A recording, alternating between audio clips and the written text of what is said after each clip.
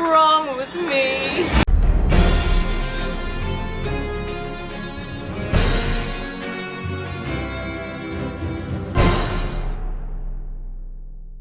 Welcome to Storyflix.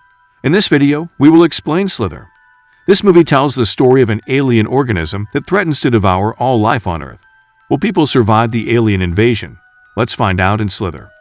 Slither begins with the fall of a meteor to the Earth's surface. The meteor landed in a small town called Wheelsy. No one knows about this event because the meteor fell in the middle of the forest at night. Then the meteor suddenly split open.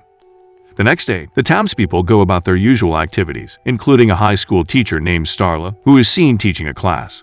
Starla is married to a man named Grant. One day, Starla fought with her husband. Grant then went drinking to a bar to avoid his wife. While Grant seems to be drinking alone, a woman named Brenda comes to seduce him. Grant and Brenda then went for a walk into the woods. Brenda seems happy with Grant, but Grant thinks of his wife and feels guilty because of their fight. While they were chatting, Grant's gaze drifted to a large, slimy lump piled up in the bushes. Grant, curious, followed the slime trails from the lump until he finally found something that resembled a large larva. The larva turned out to be from inside the meteor that fell the night before. Instead of being afraid, Grant stepped closer. He instead poked it with a twig out of curiosity. Then, all of a sudden, the larva moved and shooting something like a needle into Grant's chest, and he fell to the ground unconscious. The foreign object directly infects Grant's body by taking over his nerve center. Brenda panicked and tried to wake Grant. Not long after, Grant woke up looking confused. He then returned home in a daze. When he got home, Grant began to act strange. His appetite became uncontrollable. He was always hungry, and strangely enough, he only wanted to eat meat. He bought up all the meat in the supermarket to fill the tub of his car. Not only that, he also dug the ground in his barn, as if he was making a nest. He kept all his strange behavior from his wife. Starla, who had made up with her husband, then asked about the stab wound on Grant's chest. He argued that the wound was an insect bite. Starla noticed the new lock Grant had placed in the barn and asked her husband. Grant replied that in there, he was preparing a surprise for her birthday. Starla simply believed it. Grant suddenly felt pain in his body. He rushed to the front yard. A dog barked at him. His appetite suddenly increased at the sight of the dog.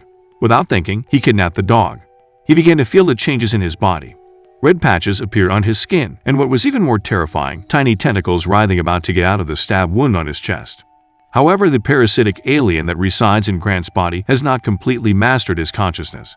Grant still has feelings of love and care for his wife. He doesn't want to hurt Starla and prefers Brenda to serve as a host body, a breeding ground for his larvae. Grant meets Brenda at her home, forcibly inserts the larval seeds into her body, then takes her to the nest. After that, Starla felt that something was wrong with her husband because Grant's face was a little swollen when he got home. Grant argued that he had only been stung by a bee. While pensive in the car, Starla notices the many missing dog leaflets on the town notice board, which no one knows that her husband kidnapped and killed the dogs. Grant brings the dog's meat to Brenda, whose body is breeding parasitic alien larvae. Elsewhere, two police officers come to Starla's house to inquire about Grant and Brenda's whereabouts. One of the police officers named Bill said that Brenda had disappeared from her house, and according to several witnesses, the person who was seen with Brenda before she disappeared was Grant. But Starla doesn't know anything. The police finally left. Starla entered the house and began to think that all her suspicions about her husband were true. She then tried to force open the warehouse that Grant had locked. There was a pungent stench as soon as Starla opened the door. The warehouse turned out to be filled with carcasses of dogs that had been reported missing by their owners. Starla acted quickly by reporting her discovery to the police and telling them to return to her home as soon as possible.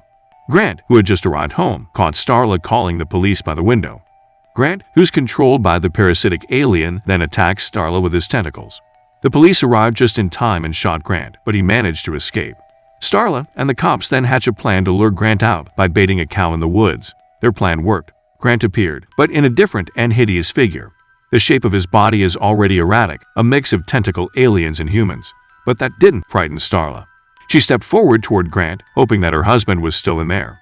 The cops told Starla to back off and surrounded Grant with guns raised, trying to catch him. Starla asked Grant to obey the police's orders, but Grant refused and didn't budge from his spot.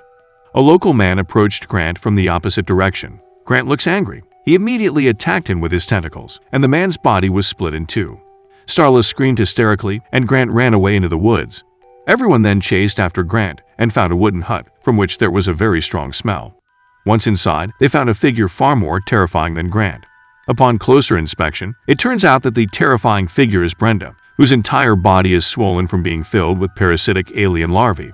Brenda's body then explodes, and slug-like parasitic alien larvae burst out of her body. The larvae immediately attack the people there and enter through the mouth. Starla and several people who realized this immediately covered their mouths so that the parasitic alien larvae could not enter their bodies. It didn't take long for the larvae to creep out of the forest and invade the entire city. The parasitic alien larvae began to enter people's homes and infect everyone. A girl named Kylie was soaking in her bathtub when a larva entered through the window. The larvae immediately crawled and entered her mouth. The girl suddenly tried to expel the larvae that were stuffed into her mouth. Her efforts were not in vain. She managed to remove the parasitic alien larva from her mouth and killed the creature with a hair straightener. Kylie, who panicked in fear, then came out of the bathroom screaming for her mother. But the mother has been infected with larvae and attacked her.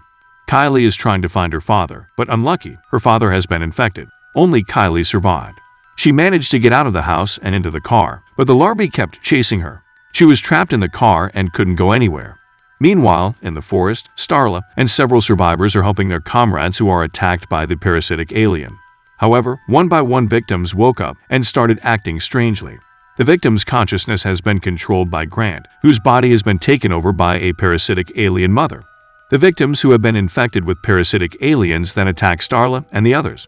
Not only that, they can also spit hot slime that can be used as a deadly weapon. Back to Kylie, who was still stuck in the car.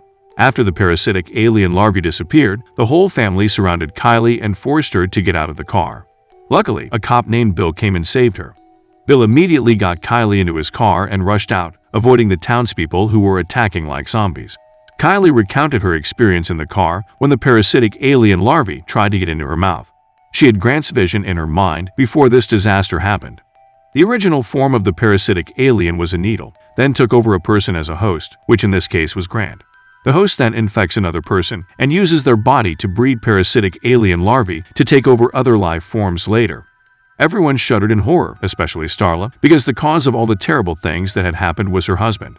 They'd also think that the only way to end this terrible disaster is to kill Grant. So focused on thinking about a solution, Bill didn't pay much attention and couldn't dodge when another car hit them.